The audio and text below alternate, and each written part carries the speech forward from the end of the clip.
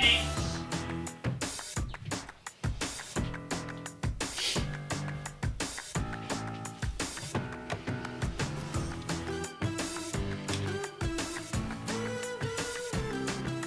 Of course, no one heard that.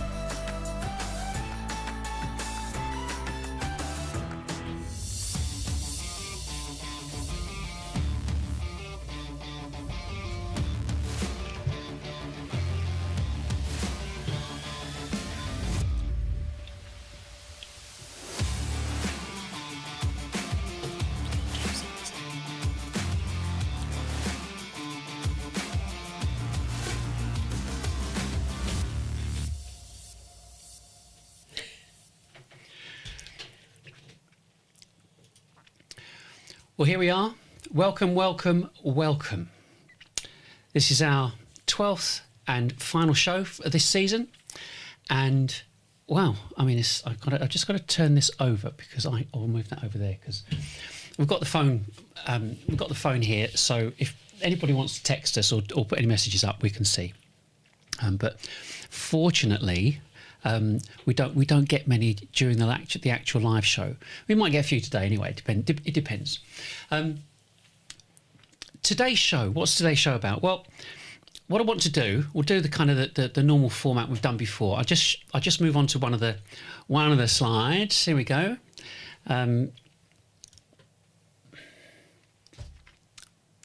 that's not good, is it? Let us try that again. So that's not. We have an interesting dilemma.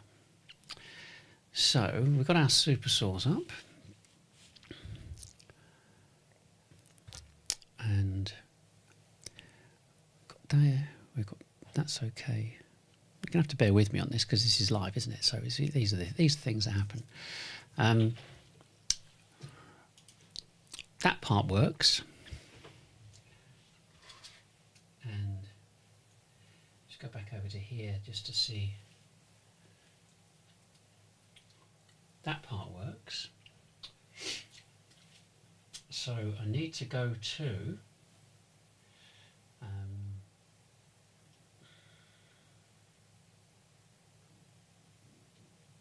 finding that. Say hello to the audience, Liz. Hello to the audience. Hello everybody, I'm Liz Main. Some of you may know me. I am Nigel's wife and co-director of Sales Exchange. I'm joining today because this is the last show of this season. Works. Ta-da! And so for those, like I say, for those of you that don't know me, I'm one of the directors of Sales Exchange. I'm kind of the sleeping partner in all of this, maybe. We're married. Obviously, we are look married, at the names. Yeah, it's. I'm very pleased to be here. Our last show of this season. It's been a great journey, actually. I think all up. To be honest, I think Nigel's done extraordinarily well managing all of this on his own, with me cheering him on next door. And all of you actually joining us, all the people that have joined us as we've been going live, but also those of you that have joined us after the event. we're delighted that you have taken such an interest in what we've been doing, and a number of you have reached out, and we're grateful for your comments and your encouragement. So yeah, it's been a really great journey actually. Yeah. And we've gone from being like 80 degrees outside to being like -7. Not today, I hasten to add, but you know, in the 3 months that we've been here, you know. It is nice up here. I mean, we made a decision to move away from the smoke, move away from London, and look to just change our environment really. But that's kind of from a family, personal point of view, but also from a business perspective, being centrally located in the UK means it's easier to get everywhere. Yeah. You know, we're only an hour or so from Manchester, and still only an hour or so from central London. So it is pretty good. So I'm quite happy with all of that. I mean, with the end of year show, I mean, really, we wouldn't have got to this point if we hadn't kept reviewing and looking at what we were doing, and that's, I suppose, for any business, you've got to have that expectation, determination, or whatever, to look back.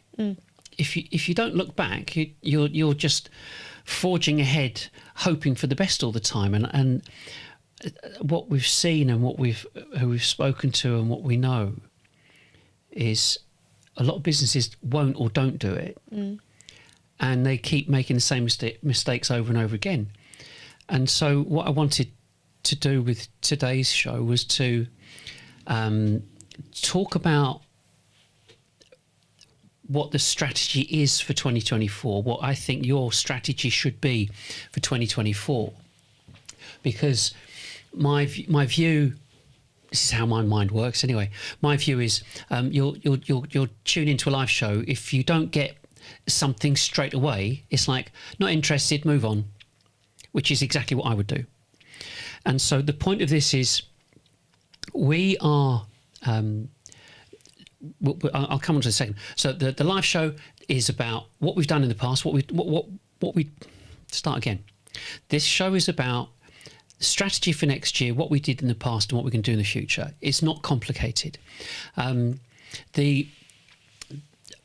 put this information up every time to say, just to confirm, if you are new, who we are, what we do, why we do it, what you can do, and so on. And so it's a pretty standard explanation, and it identifies exactly who we're looking to speak to. And our target markets are technology, SaaS and services, because that's what I've sold direct in the past, and speaking to salespeople, not BDRs, not marketing, speaking to salespeople going up that chain, so to speak. So sales VPs of sales, CROs, CGOs, CEOs, and so on, and the board. And the reason we're going along that path is because, having spent a lot of years, a few decades in doing this, I know that the process for new business development is pretty poor, and a lot of people are suffering, but unnecessarily. So that's our focus market. And the shows are basically look to communicate a different method and approach to generating new business that must come before anything else. You are salespeople. You can sell. That's what you're trained to do. That's what you do, given half the chance. And that's where the problem occurs. You would sell to anybody and everybody if only you could see them. And your problem is you don't see enough people. Well, that's been said of salespeople for years. But nowadays, you have to wait on marketing. The expectation is that marketing is going to give you the leads.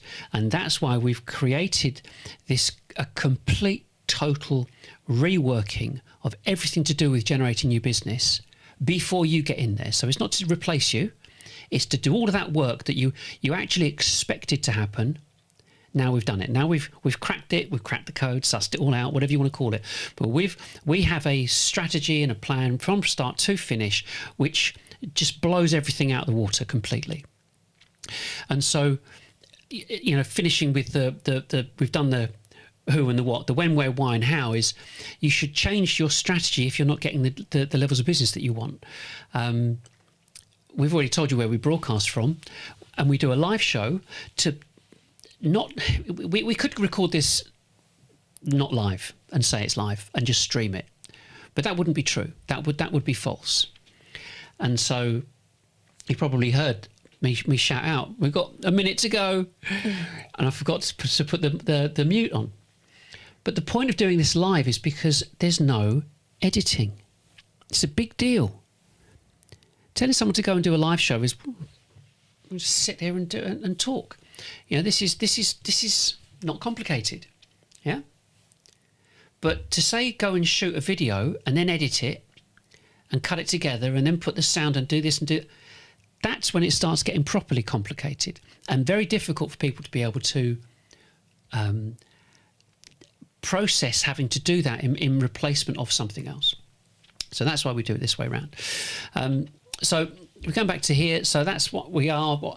In terms of communicating with us, you can go, if you're watching us on LinkedIn, you can go to my go to this event. I think at the bottom of the stream you can see where you can make comments and so on. But there's my number for text, and you can email as well. And one of the critical things that we put across is that we want you to remain anonymous.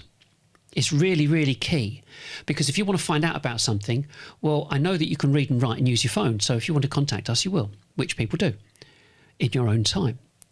I don't need to know who you are, because I know you want to remain anonymous in the same way that I want to remain anonymous if I go and look at anything which flies in the face of everything that marketing are doing. So we'll come back to that. So our strategy 2024, I'm not going to take a long time going over it, but the point is that it needs to be pretty straightforward. So, you know, we've got, I'll just put this just so as you can see it and read it more easily. You've got the simple part of this, which is helping prospects learn. And if you don't help your prospects learn how to buy from you, why should they engage with you? And so part of this is saying, I have to read this down here. How do you go about that process of helping them learn? Well, it might seem straightforward, but actually it's not, because it involves changing the information that you have. And so step one is to review and update your content. And the reason you have to review and update your content is because most companies have very short or thin content. They produce multiple blogs throughout the month and think that information is sufficient. When you realise what Google do and how Google function and operate, you realise that that's not enough. Google recognised that educational type sticky content needs to be between 2,000 and 6,000 words long.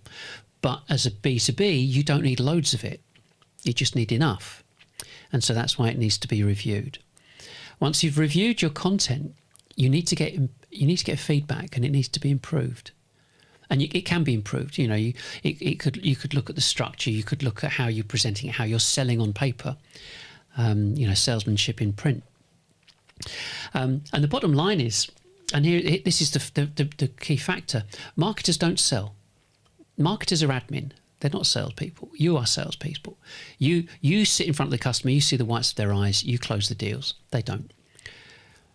And that's the critical problem. They are, to us, and the way that we look at this, marketing are completely unimportant. They serve no function, unless they want to get involved with doing this. But what they've done over the past 20 years not served any company at all. And we'll come on to that a bit later. The next part is promoting your content, not your product. And the reason I say that is because if your prospects want to learn about you before they buy from you, you have to tell them that your content exists in the first place. And we have a strategy called Social 444. And we're actually, I mean, I'll put here 10, 10, 10, 4. 444 is 4 adverts 4 times a day over 4 weeks and repeat. We've now got 10 adverts going out. I'll come back onto that. But it's looking at producing adverts that can be posted.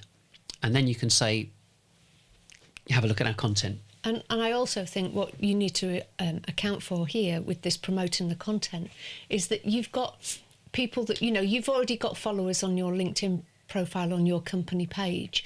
But if you post those posts on strategic, on maybe on your salespeople's pages, so, you know, your head of sales, your salespeople, and do it automatically so that you're not dependent upon them remembering to post it, because I think that's really important. Because the thing is, if you've got to remember to post something or share something or like something, people forget, and the algorithm in LinkedIn isn't always clear. Let's put it that way. It's not a very clear algorithm to say this is exactly how it works. Well, we've certainly not figured it out anyway.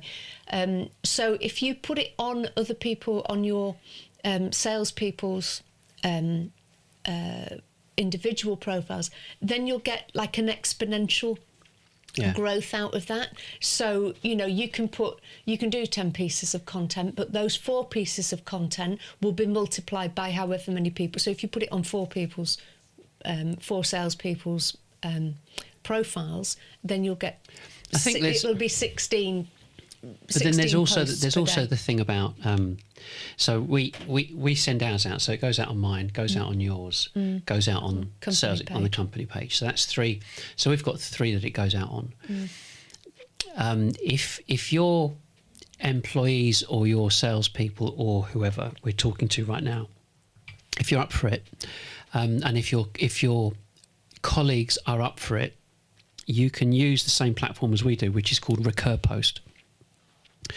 And we create multiple graphics, just a picture, with some text like a meme, and some more text in the description and a link. That's it.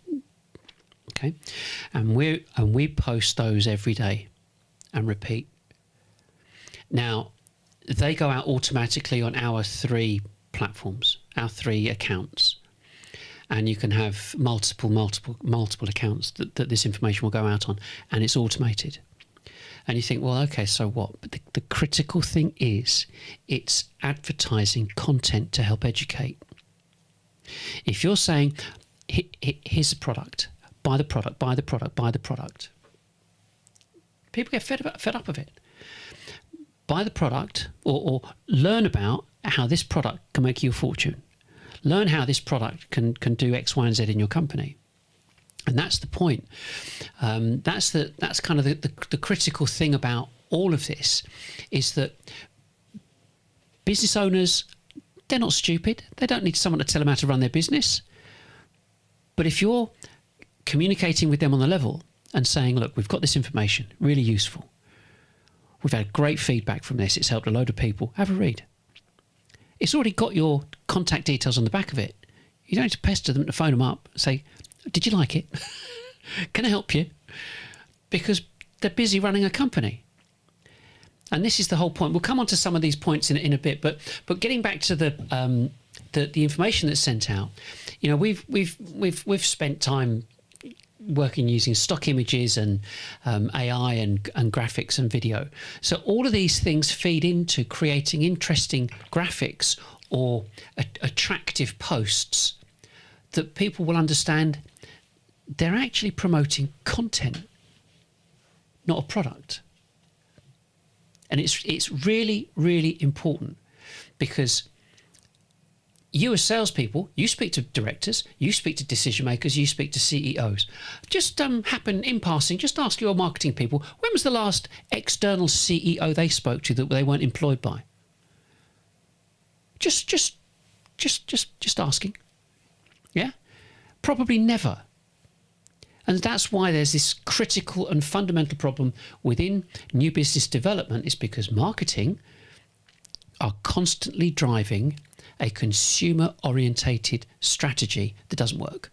And that's why you've never got the levels of business and levels of leads and information that you've always wanted. Simple as that. The final part, which is really kind of key, I'll show you on this one. The final part there is step 3, is about your database. And if you understand this part about your total addressable market, your total addressable market should be of a significant size.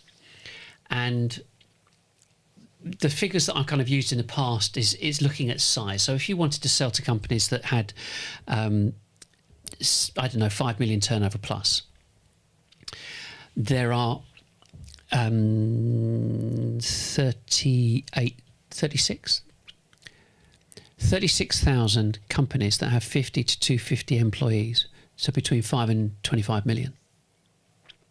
Okay, there are 8,000 companies that have 250 employees or more. So assuming that within that 44,000, you could pick out 10 that would be your total addressable market that you could sell to. What everybody does is they try and phone them and find out who's in the market one by one by using BDRs. Total and utter waste of time, destined for destruction. And so the point is that if you know who your total addressable market is, then we're starting to work on a numbers game. And if you've been in selling for any length of time, you've heard the people that have been doing it for some while saying, it's a numbers game. The more people you see, the more people you're going to sell to. Well, that's never ever changed. So if you are looking at 10,000 potential businesses around the whole country, it doesn't matter where they are, you want to find the people that are actually looking at any given time, and approximately 1% are looking every week. So it's about 100 people every week out of that whole, start their journey, their buying journey. And I'm going to come on to some figures in a bit later, but it's really important to identify that if you can communicate to those 100, you can get them to come and watch a show anonymously, which is what they want. And the point of this is that reaching out to these people is the simplest thing that could ever be done. You get a 10,000 name database, you email them each week, and you say, come and watch our show, and you use the same database to put it onto LinkedIn to present banners to the same people. There is no other way, no more effective way of reaching your total addressable market than this way. Every other way is a finger in the air, hoping for the best. All the other pay-per-clicks sitting there waiting for someone to find your banner, to click on it, to go to a landing page, to fill out a form so your BDR can ring them up. Waste of time, everybody knows it. This is the most surefire way that can ever exist. And it doesn't matter what your budget could be. You could have millions of pounds, a bottomless pit of money. It would not be any more effective than doing this, because it takes time for people to understand who you are, and what you can do. They want to get to know, like, and trust you.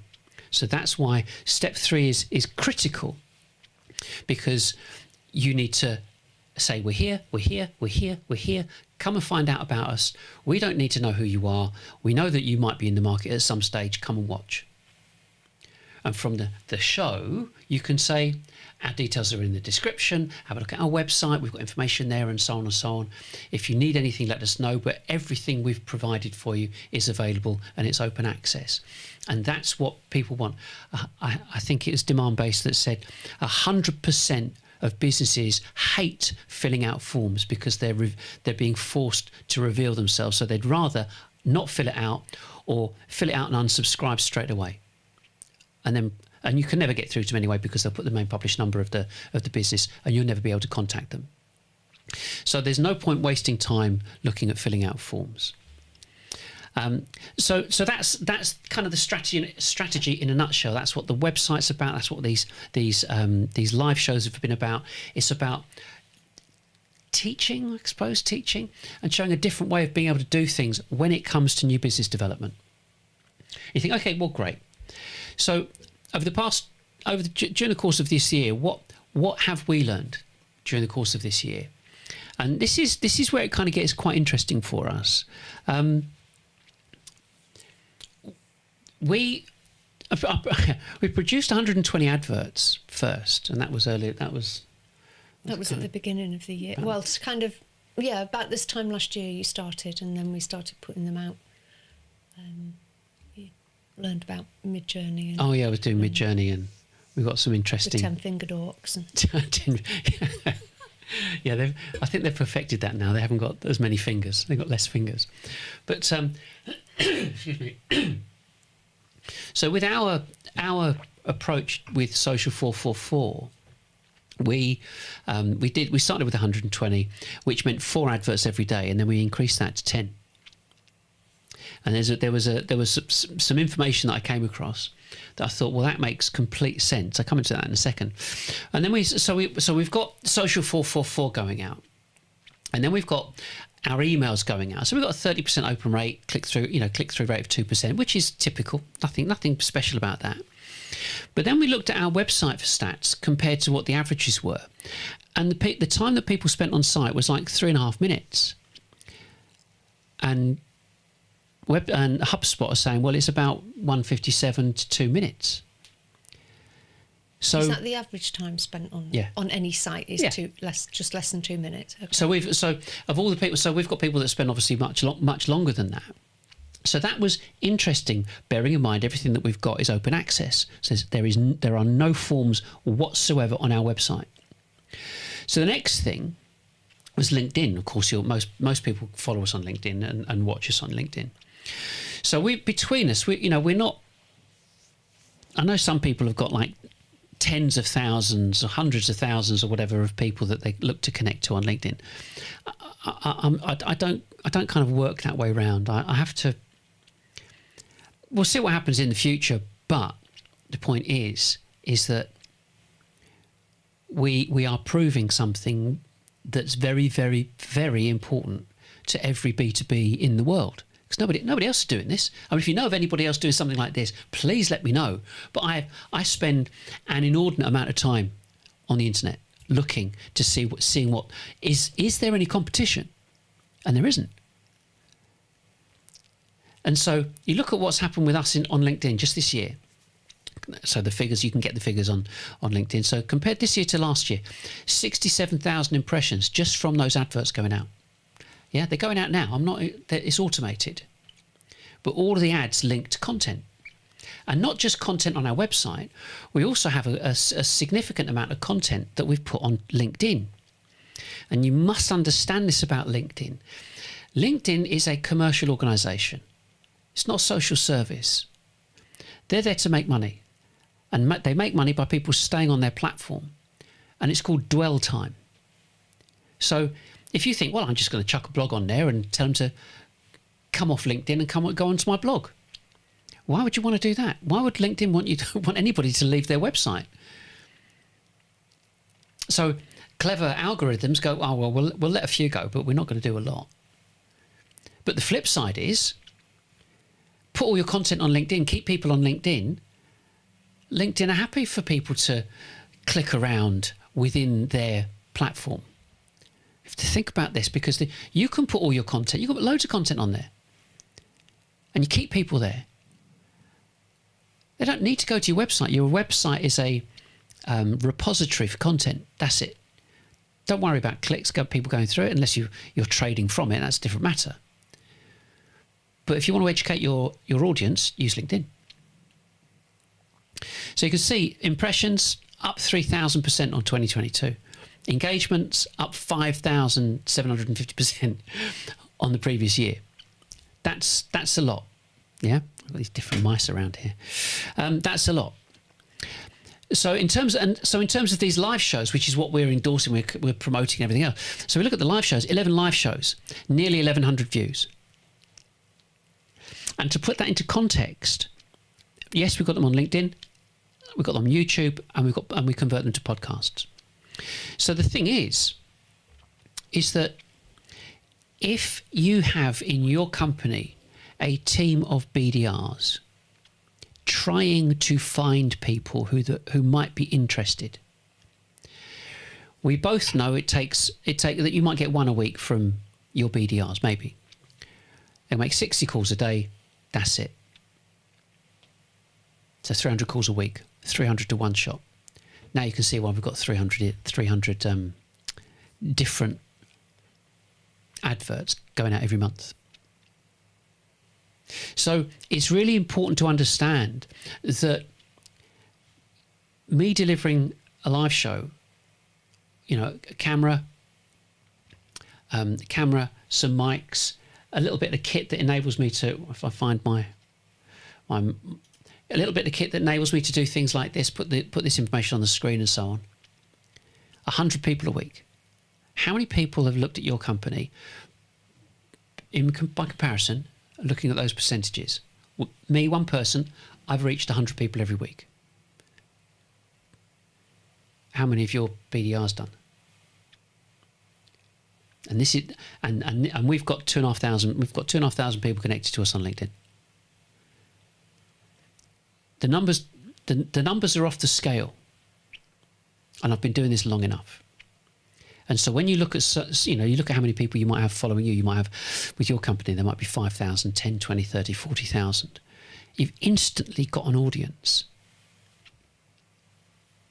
And then you've got the marketing on top of your own kind of biz dev stuff that we're doing and that we're talking about here to go on top of that. So it's critical to understand the enormity of this and the tiny cost involved. And if we go back to this, which is that I'll show you this screen here.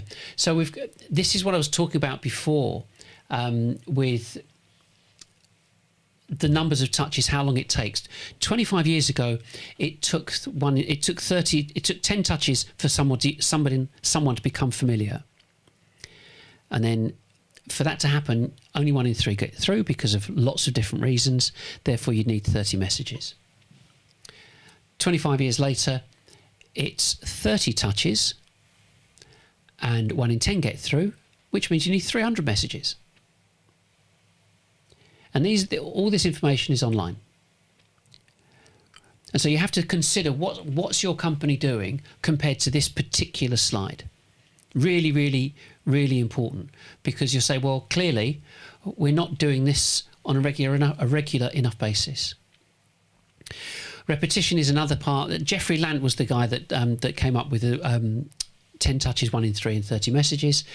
And in terms of repetition, a guy called Daniel Kahneman, who is here, he wrote this book, Thinking Fast and Slow, which explains how through repetition, and I'm putting this into our terms specifically for this, through repetition, business owners have been made to think that they're doing the right thing when it comes to marketing and using digital and automation through repetition from the marketing martech big tech companies. And because they think that they know what they're doing, that's called thinking fast. Thinking slow is when you are considered and you evaluate what you're going to do, and you will analyse results and so on before you make a decision. And you can see the two things. We're doing it. This is the way we're doing it. We've always done it this way. We're not going to change. We're not going to change. And so when you start thinking slow and start evaluating it, that's where these things come into their own. So kind of moving on, the big point of this is that we've when you're looking at communicating to a broad audience, you have to accept it's going to take time. Everyone wants a deal to come in straight away where you can, someone's in the market, they're ready, they get on with you, they like you and they buy from you straight away, happy days, ring the bell. How often does that happen? Very rarely. Gary Vaynerchuk thinks that it would take a year using LinkedIn and posting on LinkedIn on a regular basis. And at a recent event he was at, he was keynote speaker, less than 2% of the audience were posting every day on LinkedIn. So the opportunity is there. It will just take some time. And of course, it comes down to repetition and the information that you have and so on. So, and we also talked about how it's like there's a, I don't know what you would call it, but it says the number of people that buy books and the number of those people that buy a book and never read it, the number of people that buy a book and read the first few pages, and the number of people that buy a book and actually read it from cover to cover. And so we had this conversation last week, and so I wonder how many of those people in that audience will actually follow through on what Gary Vaynerchuk said, and how many of those people, understanding how human nature works, how many of those people will actually follow through. So if you have 100 people in that audience, maybe 75% of them not going to do anything, and then you might get 20% of the people will make a change, and 5%, but inconsistently, and then 5% will actually do what they're supposed to do, which is posting regularly, and then look at over a period of time how successful those companies would be, because they did what Gary Vaynerchuk told them to do, because that's human nature. Yeah. So if you want to be in that top 5% and be the top 5% in your industry, that's what you need to be doing. You need to be doing this consistently, just doing the posting consistently, and there's no reason not to, there's no excuse not to, because we do it with Recur Post, and doing regular live streams and doing that consistently. And I think that's what people don't do. And maybe because there's such a big churn as well in a lot of marketing departments, that there lacks consistency, because somebody will come in with what they think is a better idea and drop other ideas that are actually proven to be successful or are long-term ideas. I think that what we've seen and what we've heard and so on, that I didn't really want it to, not this show, but just generally, I didn't really expect it or think it was going to be marketing bashing. But the problem is when you start reading stats like 52% of the reasons businesses go bust are marketing related. When you realise that chief marketing officers have a tenure of between 9 and 18 months because they don't perform. And what tends to happen is that the bigger the mouth, the more brash the individuals are. I've done it, I've seen it. Managing directors, CEOs think, well, this person's going to whip everybody into shape and make it happen. And the problem is that because they don't know any other way of doing things, they've not tried any other way of doing something. It's kind of like being bigoted, isn't it? It's like I'm going to dismiss it and almost ridicule it. Excuse me. But I've never used it. I've never done it. And so I think that's what one of the problems is, that if something doesn't work, change. And it comes back to marketing people are not entrepreneurs. They're not expected to be. You as salespeople, you're expected to be entrepreneurial salespeople, to find markets, find people that are up for buying from you. But marketing isn't. Well, they've got to be entrepreneurial about. I mean, it's an admin job, for crying out loud. It always has been. And I think that, lots of people expect too much from marketing, and they don't get it, and they get all upset or despondent about it. And it's like, and the thing about it is that whilst I respect Gary Vaynerchuk, he's got a great following, and he's got these various businesses that he does X, Y, and Z.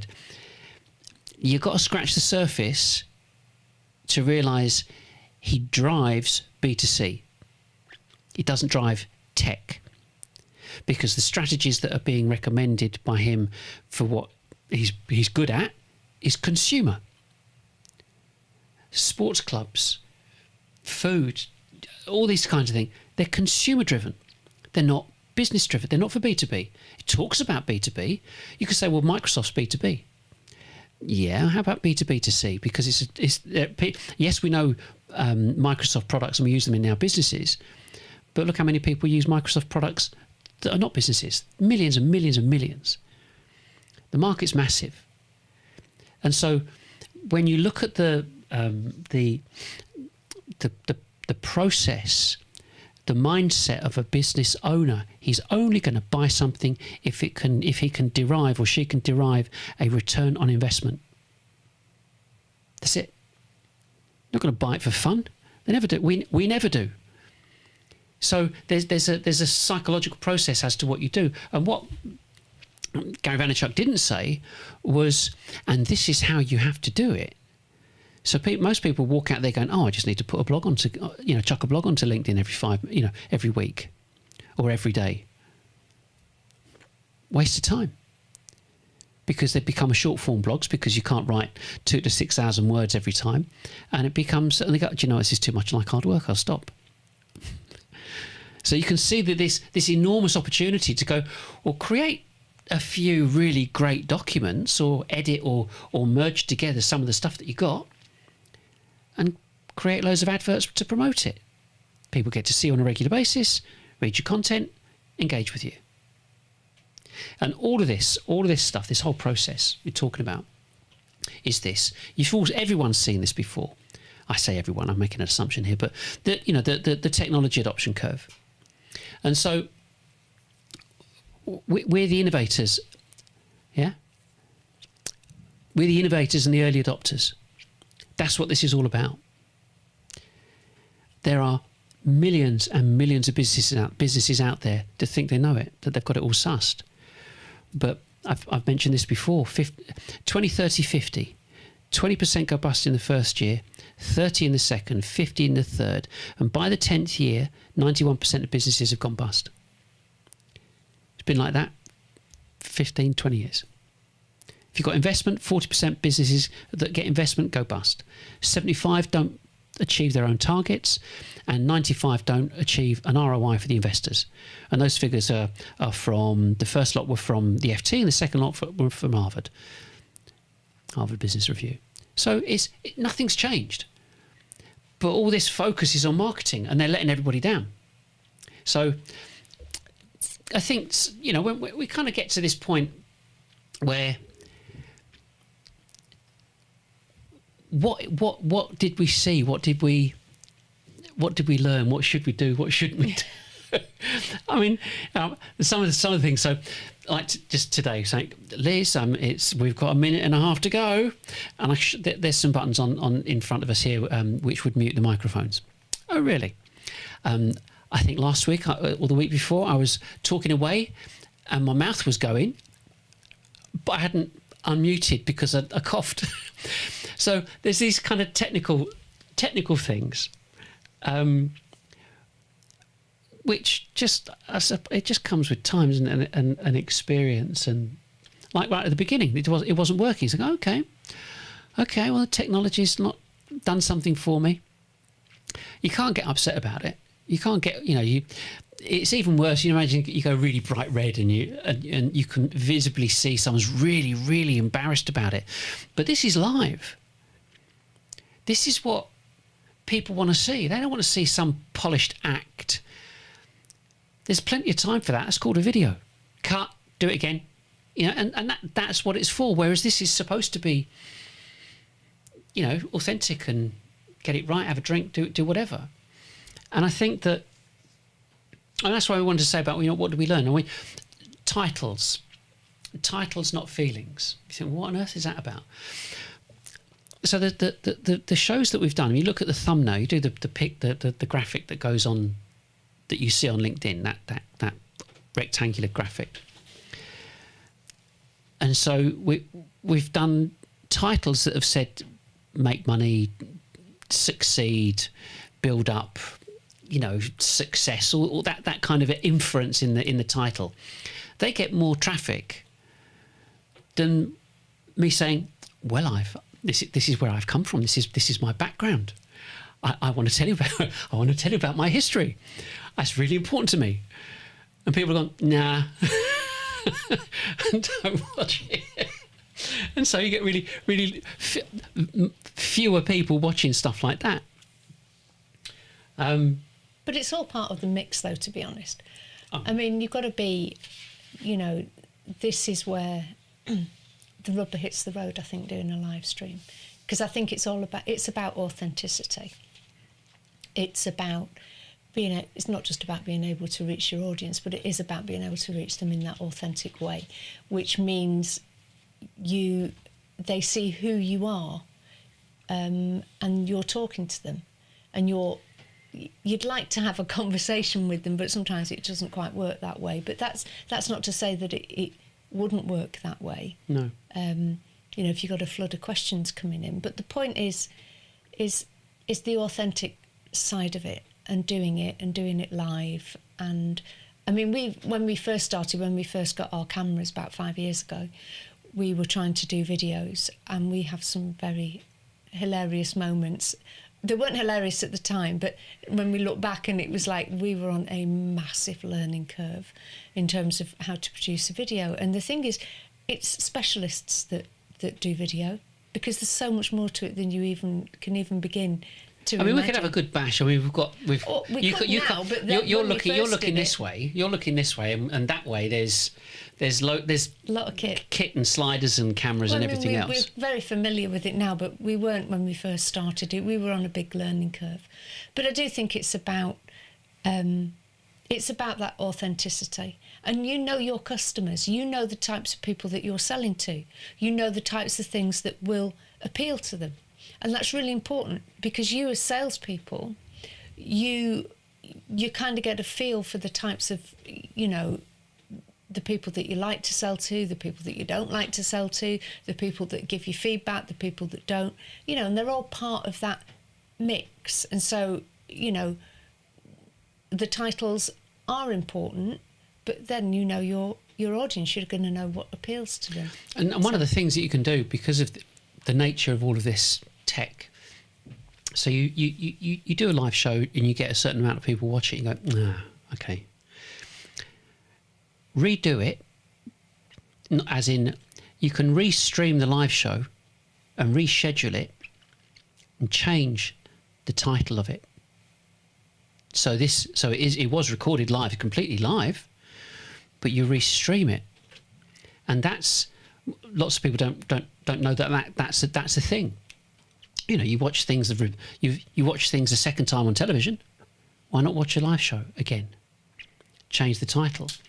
The same with your content. You know, when I was saying before about reviewing your content, it's not just not talking about punctuation and grammar. I'm talking about the structure of it. What's it called? What was it called?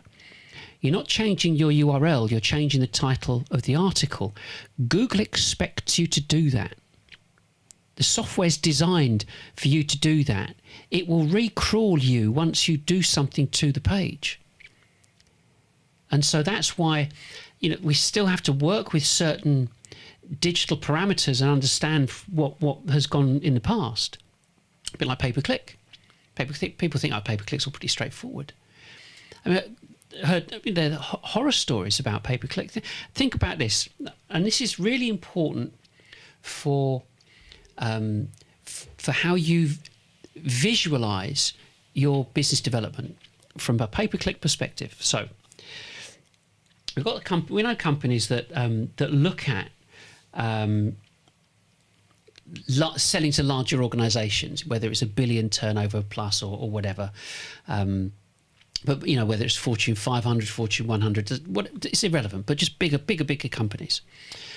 I did an analysis of all of the a certain type of software company, BPM software companies, that were less than $1 billion turnover. And their average turnover per person per annum was 144 grand. And so looking at the sizes of businesses and what businesses are doing is critical. So then you look at who they want to sell to, and not just them, but any company. So it was a few weeks ago, I came across a company that was looking to sell to Fortune 500s. Fine, nothing wrong with that. There's 500 of them.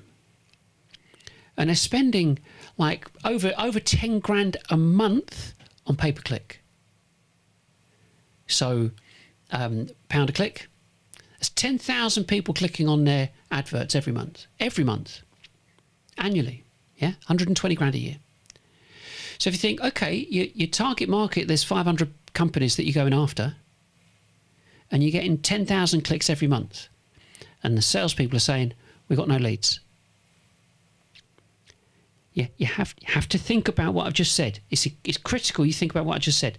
So you've got a budget of 120 grand, 10 grand a month, 10,000 clicks per month, and your target market is 500 companies. It's impossible. absolutely impossible. Total and utter waste of money, but someone's not getting it, or no one's getting it, because there's no way 500 companies would make 10,000 clicks every month. And if you looked at the premise that 1% of your total addressable market are looking to buy every week, that means that there's 1 million companies out there, which that figure doesn't make sense either. Because if you're looking to sell to bigger companies, there's not 1 million companies out there, because you're looking to the Fortune 500.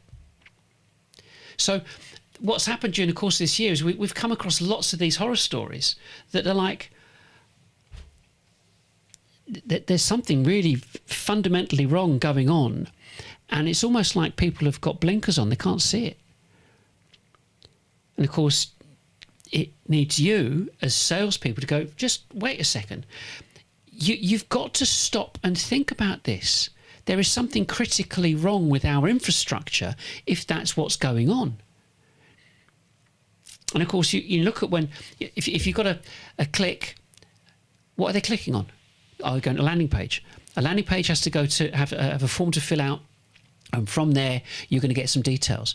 And from there, that's going to result in an appointment or a direct actual phone call. 10,000 a month? No phone calls? There's something wrong. Yeah? So, I mean, I'm not really going to make this go on too long, because it's our end of year show and we've got a bottle of sparkling there ready to crack over when we're finished. But going live versus video, I said this before. What's better? What we realise in certain instances it would work that you could record this in advance. So it's not such a, oh, we've got 5 minutes to go, 3 minutes to go, 2 minutes, and then you've got the countdown and so on, and that's it. That's okay for some people, not okay for others. So you can record it in advance. I mean, do you have anything to say on that? I mean, in terms of, because what we said before, what we did before was we tried different platforms, and the software we used was a bit scary, wasn't it? It was just unreliable. It was really flaky. And the thing is, you can't, we've learnt from experience that, it's really important that you use reliable software and reliable kit, because otherwise that you don't need that stress. You really don't. And especially if you're not new, whether you're new at it or not, you should learn it beforehand. But nevertheless, when you've got software, when you even like this, because we've got different component parts with this setup, the processing is distributed, which means it's not just reliant on a Mac. Other components have their own processors, which means that there's a far less load on the machine. And so we went kind of through different iterations of what we were doing. I'm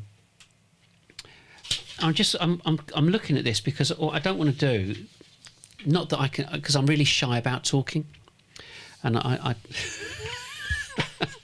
talk for England. I think one of the other points in terms of the going live in video is just the consistency.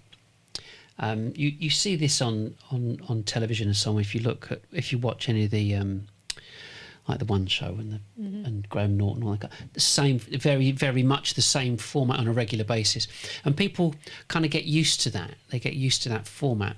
I suppose there is only one thing about looking to change it up. And we'll come on to that in a bit for what we've got planned for next year. But it's important that you do have a space. So I've got this space, and so I just turn the devices on and I'm ready to stream.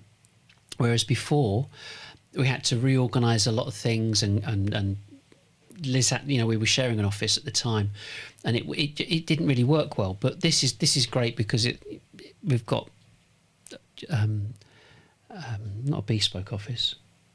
What's the word? Dedicated office. So that's an important thing. Whether you have that dedicated office or space at your office or at your home, or if not, if you've got like an organisation, if you work for an organisation that has no offices, or most people do work from home, there's that potential possibility to get a rented office, rent some office space that acts as your studio, and have that in a... Yeah, it's made such a difference. I mean, just being able to... it's made a difference to me because I don't have to decamp somewhere else for the duration of the show. But because it's more than that, because, you know, if you were to see how much kit there is, it takes up quite a bit of space. So you really need to... I mean, there are other different lights that are really quite... coveting the very flat panel softbox. That's it's a very nice looking piece of kit. But I just think from your point of view, you know, having a dedicated studio will make all the difference, because you won't have to set it up every time you want to do a live show, because there's nothing fun about it. It's not really spontaneous either. I mean, it's... No. So yeah, that's what I would say about that. Yeah, I mean, and I think the preparation. I mean, I'm looking for. I was kind of, when you're doing it. But I've got this thing going on in my head that wow, you know, 12 shows, 3 months, and I have Friday off and start thinking about it on Saturday and Sunday and Monday and send this out and set this up and do this and do that, and sometimes you forget to do something and so. But the point is that it gradually becomes second nature, and it takes up time, and it takes one person to do this. So that's all you have to consider. You know, you once it is all set up, and it is set up here, you're not going to just get two people to sit down and go, well, it's been an interesting week, isn't it? What should we talk about? You're not going to do that. You're going to say, right, well, we're going to talk about this. We're going to have this plan. We're going to have this scheduled, and that's helped a great deal in our kind of preparation for it and thinking about it. So you finish one show, and because we planned this in advance, we finished that show 1. We were already thinking about show 2 and 3 and 4, and what would that be relevant for show 2 or show 3 or whatever. And I think also what has happened is you've built up a bank of slides. Yeah. I mean, you probably have this in your own sales decks anyway, that you build up a bank of slides, and you can use those slides to talk, you know, as you know, use those slides as a prompt, like Nigel does here. Rather than reading from the slide, he talks about the slide, which obviously is the best sales technique. We don't want death by PowerPoint. But you've built up a bank of slides that you can talk about. Because I think what you'll find is that people may tune in for a period of time, as in they might tune in for the first 2 or 3 shows, and then they will have established in their minds a relationship with you, because they will have been watching you talk, and you will have touched on some topics that are interested in them, and then they might dip in a little bit further down the line, because they're still connected with you on LinkedIn. They're still seeing your emails, so when something pops in that they think, oh, that would be really interesting, I'd really like to know how they do that, and then you can participate. So I think that's what is so good about the live streams, is because you can join, or your prospects can join that when they want to, without having, without it being a webinar, which is all that person in the top corner with the dreadful camera and the terrible audio, No, but that's not the same, is it? I mean, these look like proper. But the thing is, we've all been on those terrible webinars, and they don't look good. They're not the right. When you think of the quality of what we have here, the quality of this is nothing. Webinars are nothing in comparison to this. The thing is, this is what they call prosumer, but this is proper broadcast quality. That it's no different whether you're. The camera's bigger, so what? Not that much bigger. The lens is probably the same. The technology and the switching is the same. So I think what you will be really surprised how much this setup costs, as in how small it is. Yeah. But it's just that your marketing people don't know about it. Yeah. I mean, it's... And I think what we've also learned is, about having your ducks in a row. The conversations that we've had with different people since we started doing the shows, actually, like during the course of this year, and the things that have happened during this year, like Google's really helpful not content update. Yeah. Because that's impacted so many people, so many businesses, whether they're and content creators, because now Google is saying, well, we don't like your content, so we're not going to promote your content, which means that anything that you're doing SEO wise is extraordinarily hit and miss. And if Google don't like it, they'll skip over you. The thing is, people have to understand Google. That's why you need to promote it yourself and not rely on SEO, because it will only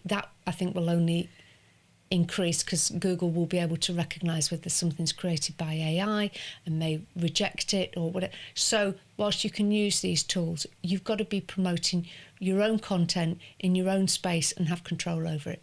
I think that's really what we've learned, because earlier on in the year we were checking how many articles were indexed on Google, and then suddenly it dropped off a cliff, and everybody was complaining about it. So, to elevate your business above your competition, and not just above your competition, the people that you don't even know your competition, and I know Nigel's touched on this, other B2C, other consumer brands, that you're competing with these consumer brands to get dwell time, to get eyeballs. Eyes on your content.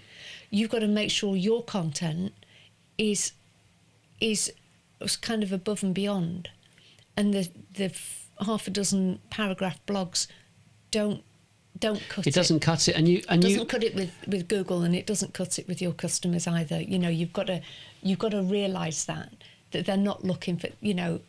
I do a lot of research, and I get really cheesed off. I get really cheesed off when I've gone to the trouble of researching on the website, and then I might read a blog and it's like 4 paragraphs. What am I going to learn from 4 paragraphs? Yeah. It doesn't help me in what I do. So you've got that part, which is they've produced 4 paragraphs and it's not helped you. They've produced 4 paragraphs and Google has said that content is not good enough for their customers, not yours, their customers. And in that scenario, I'm Google's customer, and I'm trying to access this, get information. But what I just want to be clear about this, that if a company produces content and you put it on your website and you want Google to index it before they will display it on the search engine page, search engine page results, if you want to get on page 1, 2 or 3, Google has to index it, has to crawl it and index it. So it looks at your content before it posts it, before it indexes it and presents it. If your content's not good enough and it's got other content that's as good as or better, why does it need yours? It's not bothered about your content. They're not running a social service. They're running a profit-making organisation that wants to influence people to keep using them as a search engine. And therefore they get repetition through delivering accurate content on a regular basis. If you've written a 4-paragraph blog and it's not been indexed, how on earth are you going to communicate to your audience if you're relying on SEO? Even when you've got these people coming around going, we'll do SEO for you. Get out of here. Waste of time and money. In the same way that pay-per-click can be, because who's clicking on it? Who's clicking on it? How do you get 10,000 people every month? I'm not going to go down that rabbit hole. But doing it this way says you've written your content, you've read it between you, you've given it to certain customers or people that could read it for you and tell you would they add or subtract, what do they think.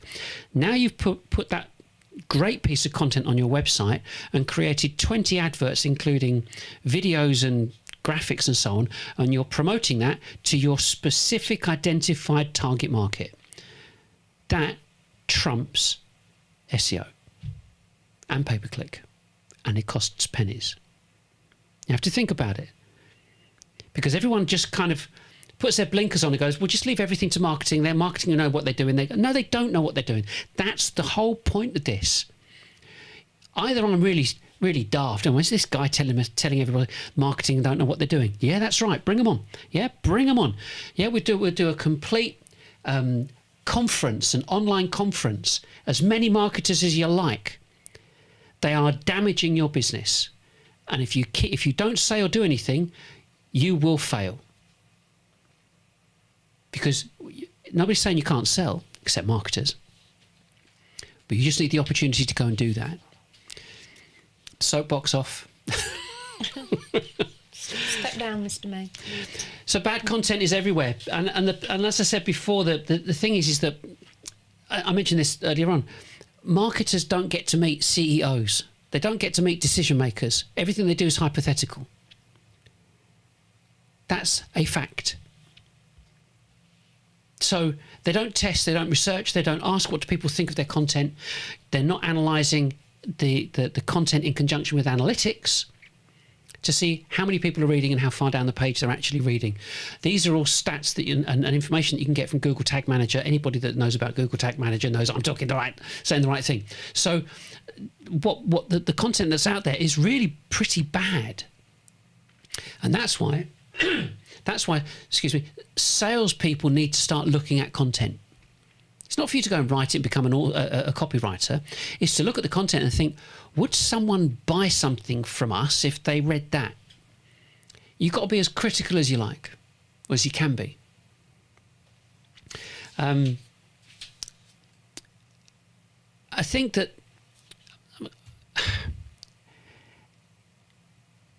there is not an abundance of leads. No company has got an abundance of leads. And this is what, and I think that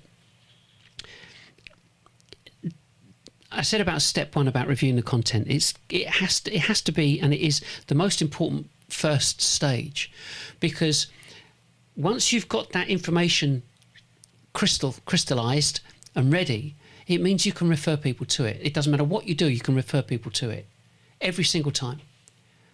That's the foundation of the business, is educational content for prospects. And I think that overall, regarding the whole thing to do with live stream, what people have been told in the past, business owners want their businesses in lights. We all do. But it's time to take a different approach to this and say, well, actually, who cares? Nobody cares.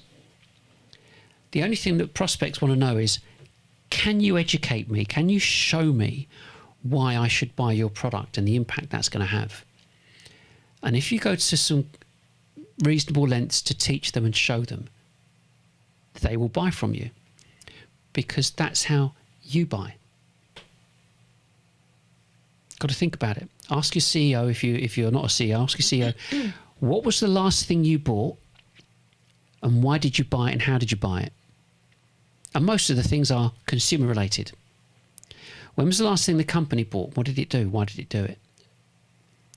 You have to go through this process, because it's just been left to marketing to make all these assumptions. Let me just have a quick look at my notes, because we are coming into the next part, which is what we've got planned for next year. Yes, we've talked about content, we've talked about ChatGPT and so on, and we used that. I'm very interested what's happening anyway. I mean, we can say, well, let me go on to the next one here. I'll get the right one up here now. There we go. Take that off. Graphics and videos, behind the scenes, all this kind of stuff. This is what we've got. This is what we're planning next year. Social 444. We've been using graphics, as I said. But what I don't know is how effective video is doing the same. So instead of just having graphic adverts, having video adverts. I mean, I've done a few. We've got about 18 different adverts already that are lined up to go out. But I did the first one last week, which was using. There are thousands, tens, hundreds of thousands of templates that are available that are for use for Instagram and Facebook. So using these templates, you can create really interesting, kind of moving, colourful, sound-based videos that are only a few up to 30 seconds long, to promote your content. Here are the pages. Here, this is what it's about. Learn this, do this, have a look at this. Free download, no dip, blah blah blah blah. So you're actually creating a moving, talking, music-based advert to promote your content. Nobody's doing it. And then because you can process these in exactly the same way as your graphic ads and post them every day. I mean, you go back to that technology curve. Who's doing it? No one. So what I want to do is do it first and say, wow, we've had 12 months of doing it this way, and now look at it. Look at what we've got now. Because no, I don't come across anybody that is actually looking to do research into new business development for tech, SaaS and services. Because they're all being paid to do their jobs already. Why should they look at research? If you're paying someone 70 to 150 grand a year, why are they going to research something different if they're getting away with it? So it's quite something. It's kind of the new frontier, the last frontier, to get challenged on, because then did this work versus that work, and so on and so on. But we'll find out. We have to find out, and it takes time to get all that together. That's why we're having a break. We'll get those done, and then we'll come back early part of next year and say, here we are. Have you seen these? This is what we've done. This is what we've got. This is what people react or responded to. The other thing was creating behind the scenes stuff. I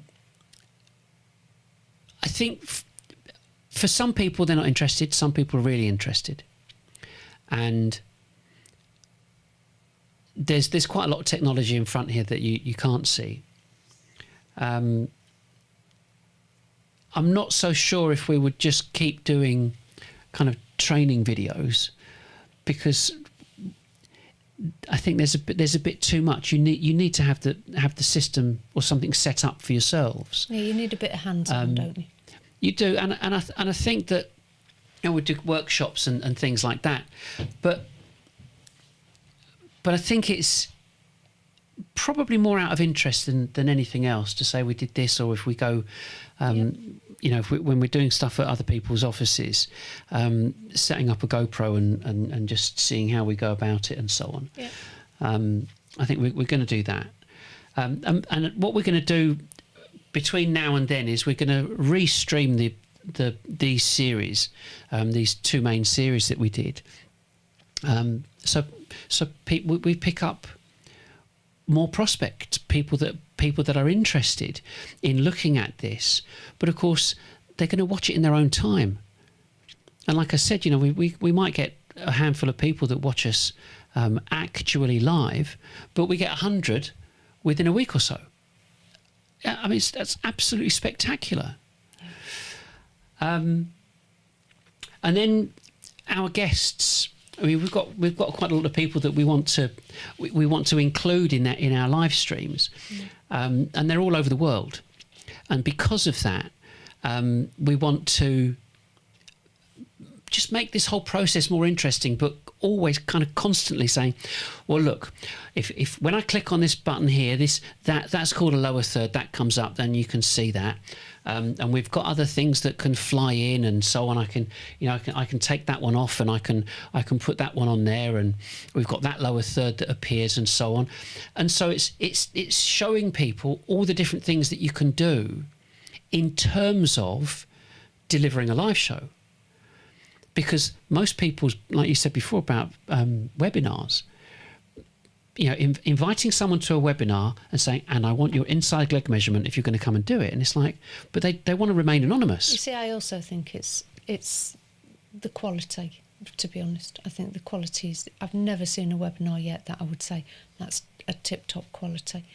Even external events, there's always that death by PowerPoint. Yeah, and I mean, poor one of the quality cameras and so on. One of the things we're going to be doing is connecting with other people that have got similar kit, and so in the same way that we can do this. So obviously there's Liz and I in that box, but in the other box will be someone else in another country, and they will have their own software and so on, so they can do their own thing in that box because they're streaming to us. Yeah. And so that's when it gets to a point where if your organisation is spread over a large geographic area, you can bring everybody together or anybody together in the same show. So, you know, these are the things that we want to show you, and we hope that you'll come and join us. You know, we've got, there is so much to do and so much to show. I did this last night. Repeat after me. You really need to talk to Nigel Main. And the thing is that there are so many elements to this. It is, unless you've worked through it and you have answers to everything, many people would get caught up as to what to do next or what to say next or how to put this together. And I'm offering this out to you to say, get in touch. We can do this exactly as we're doing now, as if it was Zoom. So if it was a Zoom call to your organisation, this is exactly what you'd see on the screen. So there's this opportunity of delivering this to anywhere in the world and helping your organisation get with the programme. And that's it, really. Yep. We're good to go. We've got the final one here. We go to that one there. So we've got Nigel DiCaprio or Leonardo Main.